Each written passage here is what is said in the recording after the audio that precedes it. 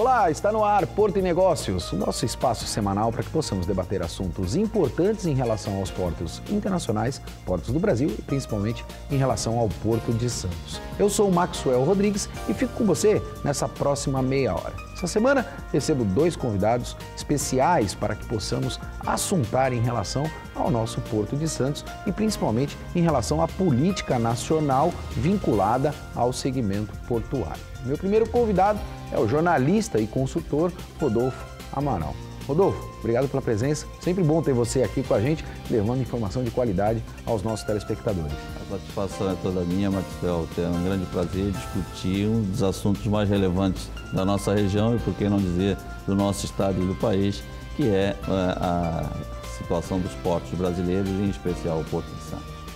Indiscutivelmente. E atendendo principalmente a reivindicação de você, telespectador, em relação ao lado laboral do processo portuário, hoje vamos receber o presidente do Sindicato dos Estivadores, Rodney Oliveira, mais conhecido como Ney. Ney, obrigado pela tua presença aqui. É um prazer a gente ter um sindicato tão representativo quanto este, dando informações e debatendo este assunto tão importante para a nossa cidade e também para o nosso país. Meus cumprimentos, Maxwell. Cumprimento também o nosso amigo jornalista e consultor Rodolfo Amaral. Nós que temos o prazer, dessa oportunidade de estar falando aí em nome dos trabalhadores também a respeito do maior porto da América Latina e também das questões políticas que envolvem o nosso país. Para iniciar o nosso debate, vou começar com você, Ney. Nós temos aí uma nova configuração política dentro do nosso país. Nós temos aí Dória no governo do Estado, nós temos Bolsonaro como presidente da República, uma reformulação de aproximadamente 17% do Congresso. Muita gente vem falando hoje em relação a 45%, 47% de renovação, mas eu vou dizer renovação, são pessoas novas que lá estão, né? Não aquela dança de cadeiras, ou seja, saiu de deputado, virou senador, saiu de senador, foi para deputado estadual, enfim. E nós temos uma renovação significativa dentro desse processo. Como é que você está enxergando todo esse cenário, principalmente tendo como importância o segmento portuário, Ney? Bom, para os trabalhadores, nós entendemos que essa mudança vai ser um pouco dura, né? Porque a linha que foi colocada, tanto pelo candidato a governador, né, e eleito, e também pelo candidato a presidente e eleito também, não foi uma linha onde os trabalhadores tiveram condições de participar das propostas, das ideias em tempo eleitoral.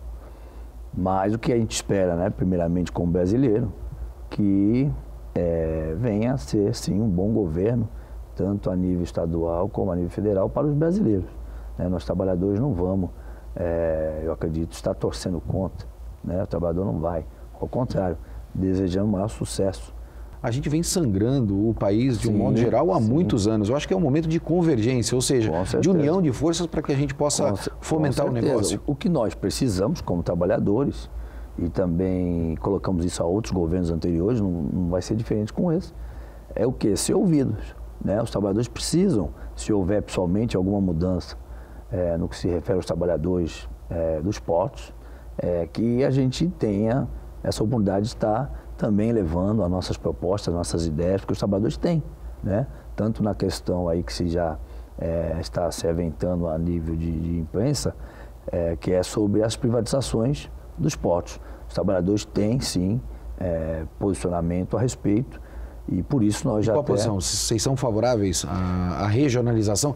Vou usar um outro nome e aí já vamos começar o nosso debate aqui. Eu vou chamar o Rodolfo também para o game. Eu ouvi agora mais recentemente a estadualização dos portos. A gente fala de regionalização, mas agora a gente percebe que o movimento é a estadualização dos portos. Faz sentido isso?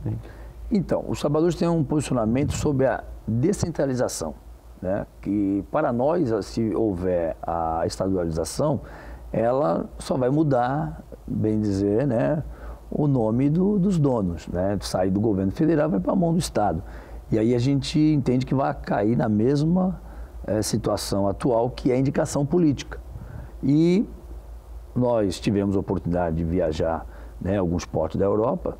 O modelo é municipal, é trazer ao município, que esse sim realmente está perto, né, que tem realmente condições de estar administrando.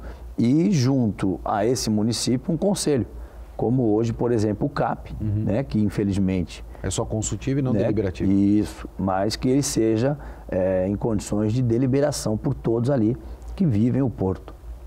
Rodolfo, deixa eu pegar a tua opinião técnica agora, né? Colocamos aí a posição dos trabalhadores.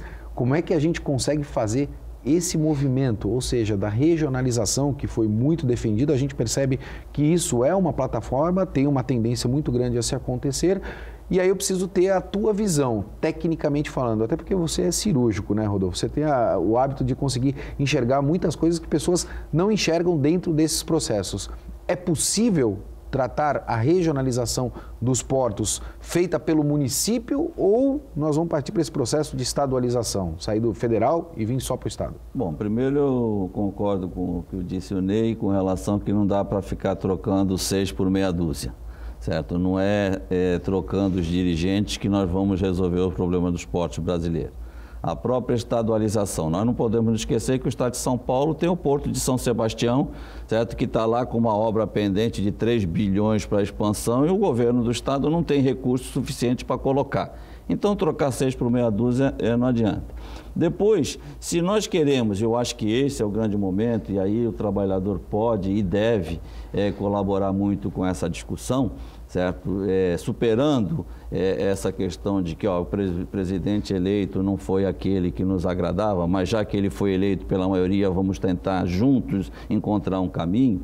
Eu acho, e eu defendo a tese de que primeiro, antes de achar qual vai ser esse modelo, se vai ser privatização, se vai ser uma nova concessão, certo? De qual vai ser esse formato, a gente precisa discutir o estágio atual das 7 companhias docas federais que administram os 18 portos brasileiros. Resumidamente, se a gente pudesse fazer uma avaliação, qual é a situação dessas 7 companhias docas? Se elas fossem vendidas hoje para o setor privado, o patrimônio líquido dela, o que elas têm, certo, para vender, não pagaria as dívidas que elas têm. Ou seja, o passivo que existe. O passivo que existe, principalmente um passivo que foi deixado de lado e até as contas públicas dessas estatais, os balanços foram publicados no final do ano, no início desse ano, de 2017, por exemplo, não constam lá a dívida efetiva que, por exemplo, tem uma Codesp com o sistema Portos,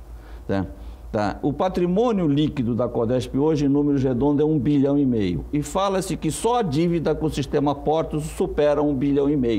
Quer dizer, o que vai se fazer com isso? Quem é que vai ficar com o esqueleto? Certo? No caso da Companhia Docas do Rio de Janeiro, é pior ainda. O passivo dos portos é da ordem de 2 bilhões de reais. Quer dizer, o patrimônio não chega nem à metade dessa dívida. Então, vamos passar isso a limpo. Querem mudar o modelo? Não dá para se fazer o que se fez em privatizações anteriores, no próprio governo Fernando Henrique ou até antes, quando tiraram o sistema Portobras da jogada e se de repente não sabia o que se fazer com os funcionários. A Codesp tem 1.400 funcionários diretos, certo? Que tem uma folha de pagamento hoje de 360 milhões. Quer dizer, quem é que vai ficar com esses funcionários? Certo? Com o passivo trabalhista desses funcionários. Então, esse arranjo precisa ser discutido, certo? Paralelamente a esse modelo que vai se encontrar.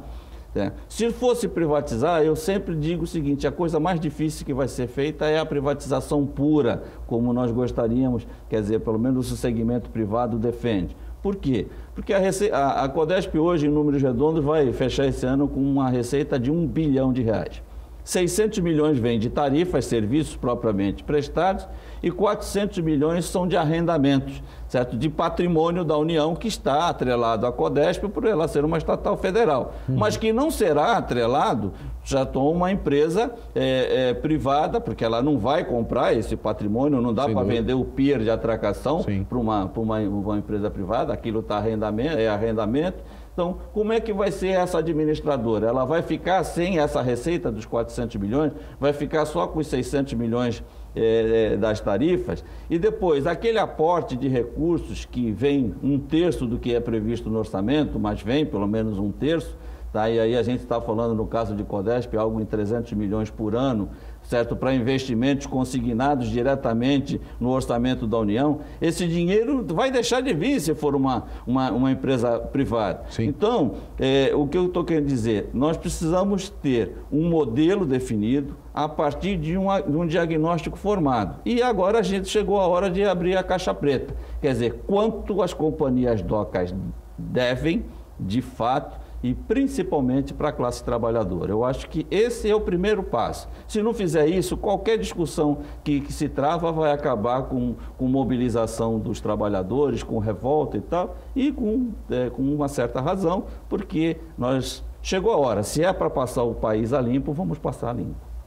Ney, pela colocação técnica até propriamente do Rodolfo, a gente percebe aí que tende a haver dentro dessa, vamos dizer, corda aí, né, briga de corda, vamos dizer assim, esse cabo de guerra, uma disponibilidade de todos os lados em realmente passar por este processo para que a gente possa ter uma reformulação. Como é que a Estiva está enxergando isso e se tem essa disponibilidade efetiva de contribuição nessa evolução que a gente precisa e a gente sabe que temos de ter nos portos do Brasil? Nós não somos esses trabalhadores diretos como o Rodolfo colocou, né? Esses trabalhadores são da administração portuária, né, e também do Sintraporte, onde tem o companheiro Miro e o companheiro Cirino, que eles capitaneam, né, esses sindicatos. Isso, que vivem esse dia a dia. Mas eles têm posicionado já a respeito disso. Já vou deixar o convite no ar aos dois para que possam participar aqui numa oportunidade desse debate tão relevante e importante quanto pontuado pelo Rodolfo. Muito importante, que eles têm muito para contribuir também. Agora, há uma preocupação deles, como o Rodolfo colocou com muita propriedade, do que desses trabalhadores. Esses trabalhadores vão para onde, né? O que vai ser feito com esses trabalhadores, esse passivo que tem com eles? Então, há uma preocupação dos trabalhadores a respeito disso, nós temos participado junto com eles. E realmente, quando tem essa discussão, e a mídia tem colocado aí que o novo governo, né, coloca já isso como privatizações também, há preocupação dos trabalhadores, porque não tem como mandar só para o Estado. Não, vai ser mandado ao Estado, vai ter a estadualização e pronto. Não, como o Rodolfo colocou com muita propriedade, não é bem assim. Tem uma discussão para ser feita. Eu acredito que tanto as autoridades, né, do novo governo, como os empresários, os trabalhadores que têm acompanhado os modelos europeus, os modelos americano, né? Tem tido, inclusive, através do Santos Export, muitas viagens e vários modelos estão aí para ser analisado. Eu queria desmistificar isso, né? Se você me permitir, você tocou algumas vezes nessas questões de modelos europeus, modelos de outros portos do Brasil. Me parece que vocês, de uma certa maneira, eu estou falando com a representatividade da categoria, são favoráveis a esse processo de modernização dos portos. Faz sentido essa minha colocação, esse sentimento que eu estou tendo Primeiro agora? Nós temos que tirar aquela pecha de que fomos, né, anos e anos taxados de que somos contra a modernização. Nós nunca fomos contra. Desde o PL8, né, a antiga lei 8.630, os trabalhadores viveram 2 anos, inclusive meu pai era o presidente do sindicato na época, viveu 2 anos dentro do Congresso Nacional discutindo a nova lei. Nós já vivemos essa era que os trabalhadores que vêm dando prejuízo, inclusive, os trabalhadores está aí, está bem claro. O custo portuário que representa os trabalhadores, entendeu? Não é a mão de obra que é o problema nos portos do Brasil, está bem claro isso. Acho que nós já até superamos essa discussão, infelizmente alguns ainda, do setor empresarial ainda cismam ainda em colocar que a culpa é dos trabalhadores, não é. Então, nós já avançamos nisso. Nós queremos, sim, participar dessa discussão de uma modernização portuária e que ela venha realmente como modernização. Porque muito se falou no passado de modernização e, na verdade, as leis vieram só para tirar direito dos trabalhadores. Tanto a Lei 8.630 como a 12.815, atual, ela veio com artigos para tirar o direito dos trabalhadores. Quer dizer, isso não é modernização. Tirar direito dos trabalhadores não é modernização. A parcela de contribuição os trabalhadores vêm dando há anos. para os portos do Brasil. Fico muito contente com o teu posicionamento, até porque demonstra aí que principalmente essa categoria está extremamente favorável ao desenvolvimento, porque a gente fala de portos 4.0 e no país, a gente não pode ficar para trás. Eu acho que é para frente que se anda. Vou deixar um questionamento para os meus dois entrevistados, principalmente em relação à representatividade que teremos no Congresso Nacional em virtude das últimas eleições, uma vez que o Porto tem uma contribuição representativa para o PIB nacional. Porto Negócio vai para um breve intervalo, a gente volta já já.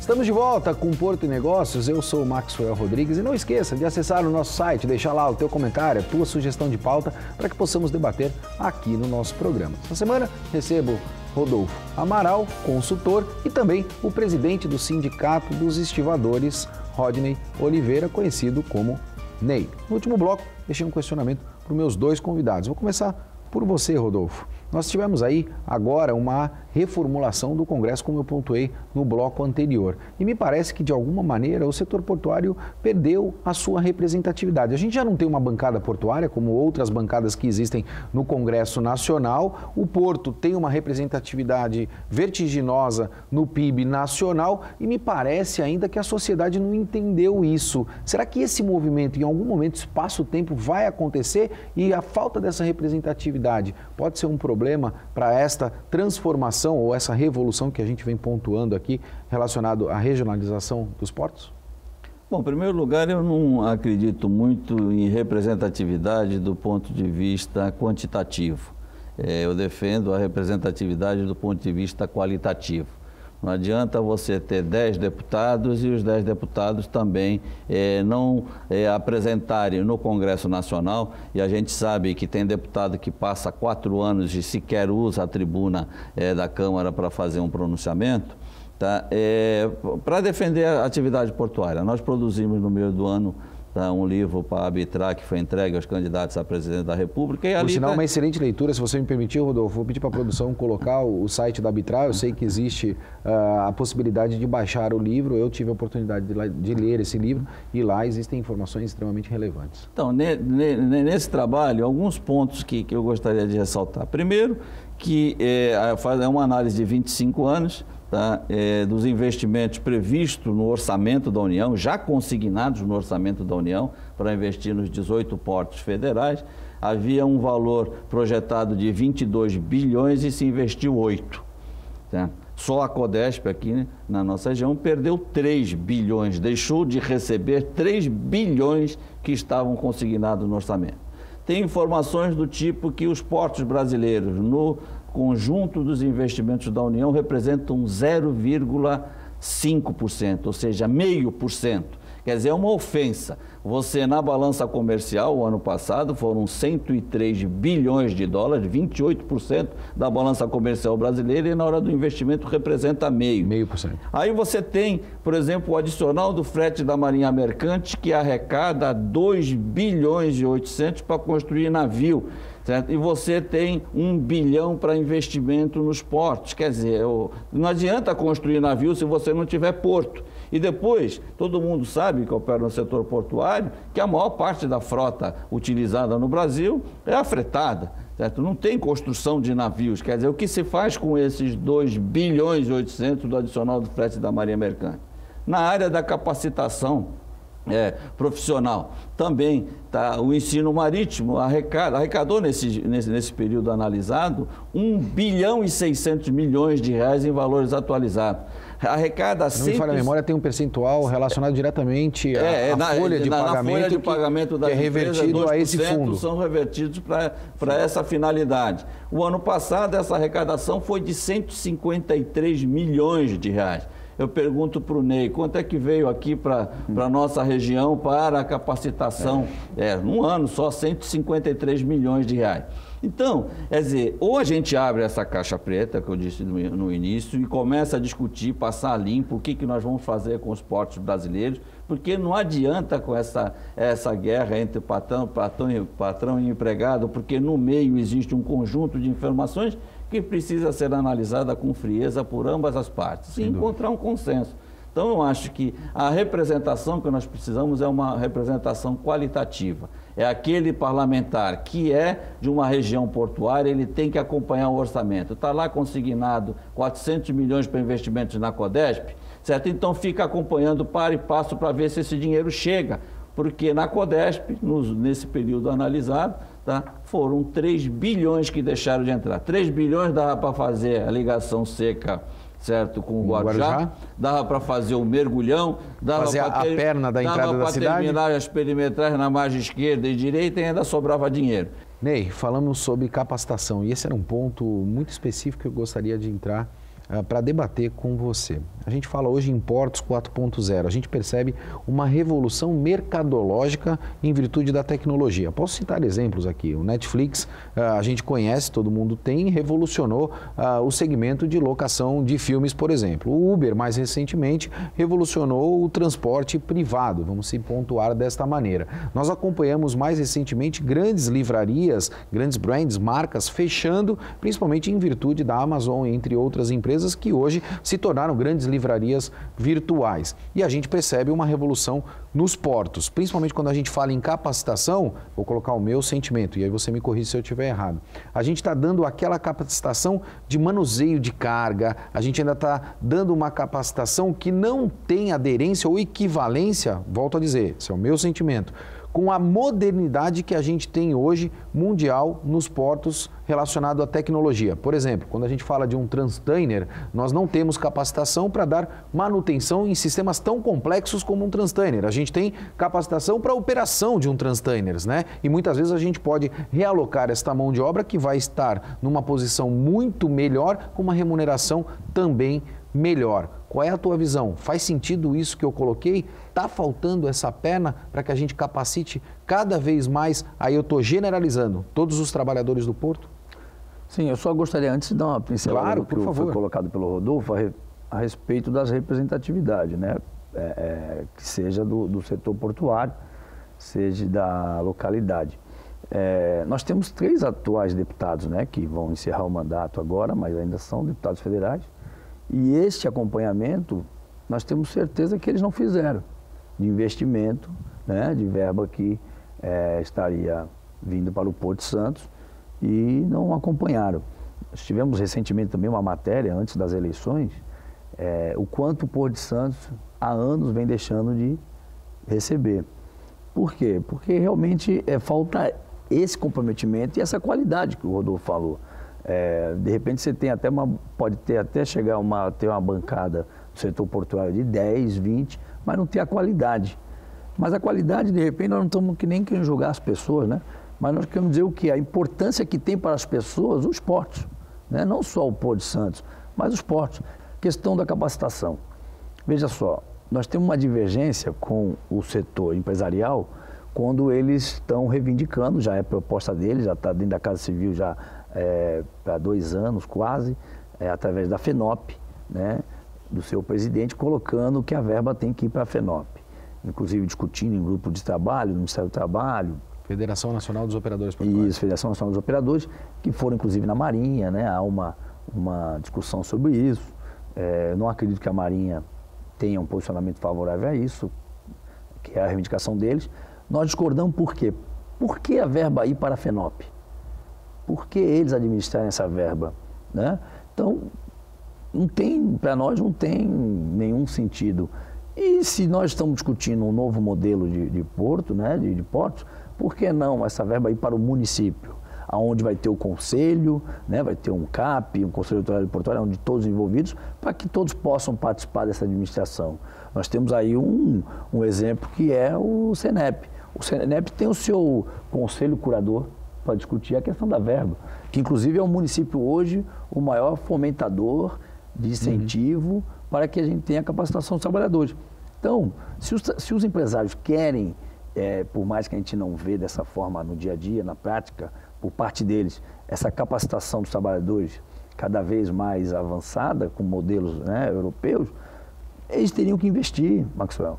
Você não vê quando eles estão reivindicando investimento nos portos, você não vê eles colocarem lá, ó, vamos deixar aqui 10%, 20% para a capacitação dos trabalhadores. Buscar dinheiro no BNDES, eles buscaram a rodo, mas não deixaram nenhum percentual desse dinheiro para capacitar os trabalhadores. Mas quando a gente fala de capacitação, preciso explorar isso com você. A gente está falando desta capacitação tradicional, vamos dizer assim, ou a gente tem que dar continuidade, essa é a minha visão, nessa capacitação profissional, mas a gente precisa olhar um pouquinho mais na frente e evoluir nesta questão de capacitação também, com foco nessas questões de tecnologia, Ney. Faz sentido isso na tua visão? Sim, faz sentido nós termos um avanço cada vez mais na capacitação dos trabalhadores com tecnologia. Agora, tem que se deixar também claro para a sociedade que não se tem, eles importam o modelo operacional, mas não se tem nenhum aparelho ainda nos portos do Brasil automatizado. Totalmente automatizado não, a gente pode falar em processos semi-automatizados. Eu ainda digo ainda mecanizado, porque depende 100% do homem. Uhum. Não tem nenhum aparelho que manuseie uma carga no Porto de Santos que não precisa do homem, que o homem só aperte um botão, vire as costas, depois ele vai lá e desliga. Não tem. Você entendeu? Então, quando Até porque isso não é automação, isso a gente está falando de robotização. Então outro processo. Em Rotterdam teve, Sim, né? exato. Rotterdam tem, e a gente tivemos a oportunidade de ver de perto. Agora, esse avanço tem que se acompanhar também com o modelo social, porque eles não querem trazer também o modelo social, só querem trazer o modelo operacional. Lá nós temos os trabalhadores com garantia de ganho, nós temos trabalhadores com estabilidade realmente. Aqui não. Aqui, a cada momento, principalmente eleitoral, se vem investidas contra os trabalhadores, contra os direitos dos trabalhadores. E isso nós tivemos a oportunidade de acompanhar lá, onde a relação capital-trabalho é muito mais saudável. Quando não se chega no entendimento... E como deve se ser. Isso, como se deve ser realmente. Quando se tem o entendimento, não se tem um acordo novo, se mantém o anterior até que as partes amadureçam e chegam num consenso. Aqui não. Aqui nós estamos vivendo desde 2003 com ações até a última instância do trabalho para que haja mudança na relação capital-trabalho. Infelizmente a gente está chegando ao final do nosso programa, eu vou pegar uma opinião dos dois breve em relação a isso, porque eu estou com o meu tempo completamente estourado, em relação à contribuição sindical. Rodolfo, a gente tem aí a desobrigação dessa contribuição. Isso vai mexer com o mercado portuário muito em breve? Como é que você enxerga isso? Não, vai mexer sem dúvida, já está mexendo, porque ela já deixou de existir, os valores eram expressivos que eram transferidos aos sindicatos. O problema do Brasil são o excesso de sindicatos, nós temos 17 mil sindicatos, certo? Aí não há o que suporte. Agora, eu acho que tem que mexer com as relações. Só voltando rapidamente ao que o Ney falou, eu falo não só essa capacitação com o município, mas com o município e com as universidades, porque nós temos as universidades aqui para dar todo esse aporte e pelo que se demonstra, há recursos para isso, 153 milhões de reais, certo? Dividido entre 18 portos, certo? Se fosse proporcional, o Porto de Santos ficaria por ano algo aí com em torno de 30 ou 40 milhões de reais. Daria muito para se fazer com isso anualmente. Ney, contribuição sindical, como é que você está enxergando isso, a desobrigação? Uma investida para enfraquecer os sindicatos. No nosso caso, nós não temos, né, nunca vivemos da contribuição anual, né, sindical, mas a nossa é espontânea, o trabalhador filiado espontaneamente. Agora, eu acho que foi uma investida também com os trabalhadores, os sindicatos que realmente têm, sim, um trabalho de representatividade forte, que fazem realmente o seu papel, infelizmente, enfraqueceram as entidades sindicais e, com isso, quem ganha nessa correlação de força é somente o capital. Felizmente, chegamos ao final do nosso programa. Queria agradecer muito a presença de vocês dois. Rodolfo, muito obrigado pela presença aqui. É sempre um prazer te ter juntamente conosco. Eu que agradeço e hoje com uma satisfação especial com o Ney, que eu conheço há bastante tempo, admiro o seu trabalho, a sua luta, como de toda a categoria portuária. Ney, obrigado pela presença pela primeira vez aqui no Porto e Negócios. Está em casa, sempre que tiver aí pauta, algo que a gente possa trazer efetivamente de relevância para o nosso telespectador, sinta-se em casa, a casa é sua. Eu que agradeço em nome dos estimadores do Porto de Santos e todos os demais trabalhadores portuários e agradeço também a participação do meu amigo Rodolfo Amaral, que a gente sempre tem a satisfação de ouvi-lo, uma pessoa muito conhecedora e que esse sim seria um grande nome para nós termos à frente da nossa autoridade portuária, né? E você, Maxwell, pelo brilhante trabalho que você vem fazendo no programa, desenvolvendo cada vez mais esse tema importante que é o sistema portuário. Essa é a nossa proposta, é fazer com que os portos do Brasil cada vez mais se desenvolvam. Porto e Negócios vai ficando por aqui e lembre-se, essa semana acabei lendo uma frase que eu gostaria de compartilhar com você. O atleta Usain Bolt, aquele atleta que nós conhecemos, campeão olímpico, demorou 4 anos para correr 9 segundos. Tem pessoas que fazem projetos, não veem resultado em 2 meses e desistem. Forte abraço e até semana que vem.